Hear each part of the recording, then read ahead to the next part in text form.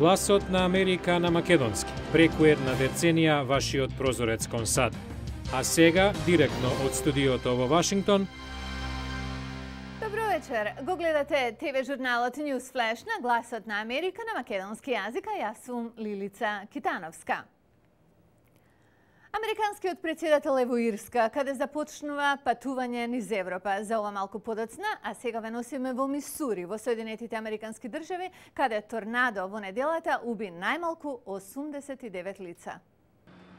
Најмалку 89 лица загинале во торнадото што го погодило градот Джоплин во Мисури, соопштија властите од оваа американска сојузна држава. Силното невреме што го погодило местото на 220 км јужно од Канзас Сити уништило домови, превртувало автомобили, а една од болниците морала да биде евакуирана. Ветриштата разнесоа урнатини во радиус од 100 км. Во друго торнадо во сојузната држава Минесота загинало едно лице, а биле повредени 30-тина. Силни невремења биле регистрирани од Висконсин до Оклахома. Председателот Барак Обама изрази длабоко соочувство до семејствата на загинатите и вети целосна владина поддршка во акцијата за опоравување.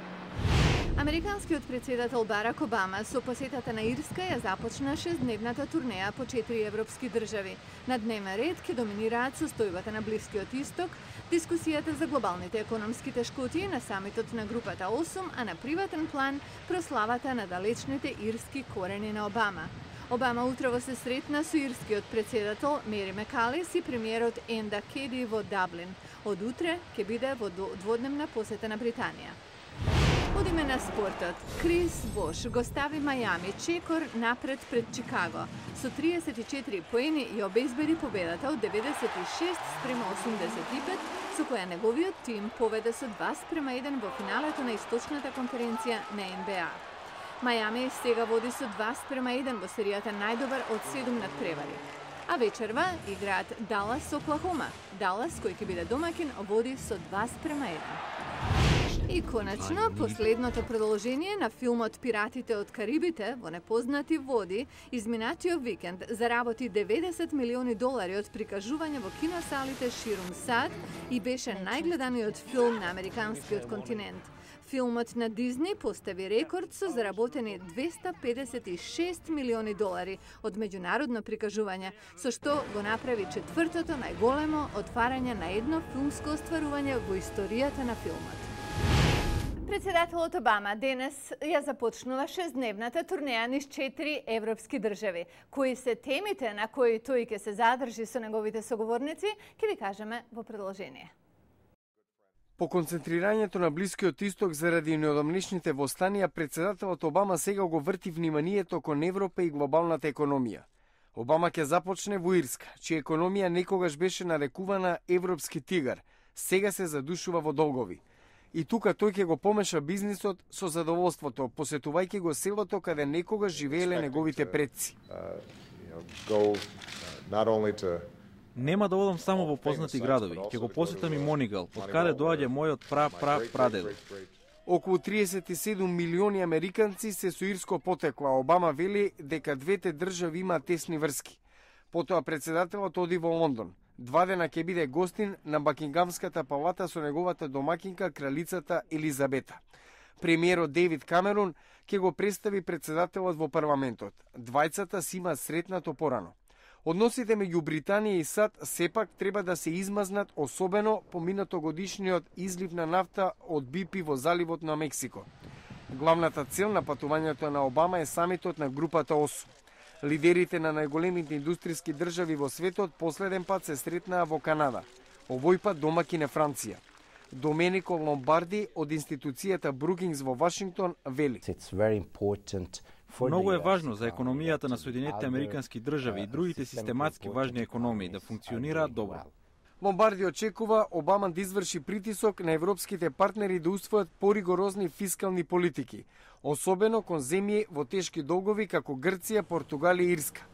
Полска ќе биде последна станица на Обама во Европа.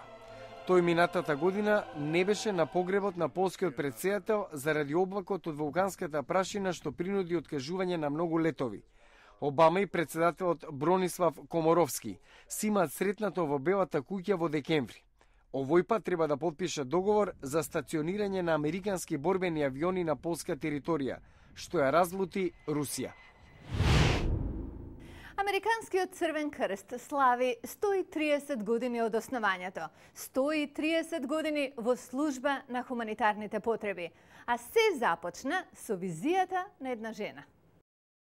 Клара Бартон била учителка, им помагала на ранетите во граѓанската војна.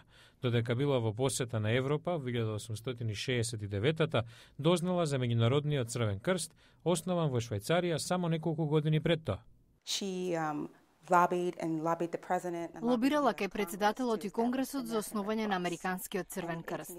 Успеала во 1882-та, кога САД ја ратификуваа Женевската повелба, и тоа помогна да се основа Црвениот крст во земјата. Ким Робинсон е куратор во Домот музеј на Клара Бартон близу Вашингтон, првото седиште на Црвениот крст. Организацијата на почетокот имала 30 волонтери. За ситуацијата денес говори представничката за односи со јавност на Црвениот крст Сузи Де Франсис. Обучуваме 10 милиони лица годишно за вештачко дишење и прва помош. Милиони даруваат крв за да спасат животи. На нас отпаѓа речиси половина од залихите на крв во земјата. Ким Робинсон смета дека Клара Бартон би била задоволна од постигнатото 130 години подоцна. Особено со сегашните невремења во САД, нејзиното наследство за пружање помош и во време на мир при природни катастрофи е еден од дефинирачките елементи на земјата. Мислам дека би била горда и задоволна што тоа трае до ден денес. Секоја година, од мај до септември, Холивуд ги изнесува своите акциони и високобуџетски филмови. Кои се овогодишните златни рудници на индустријата, гледате утре. Пиратите од Карибите се разбира со етикета од $400 милиони за правење, се очекува не само да ги врати тие пари, туку и да донесе многу повеќе. Гледайте утре во Newsflash. Ова беше Newsflash на Гласот на Америка на македонски јазик. Јас сум Лилица Китановска. Многу повеќе информации ќе најдете на нашата веб страница glasnaamerika.com. До гледање.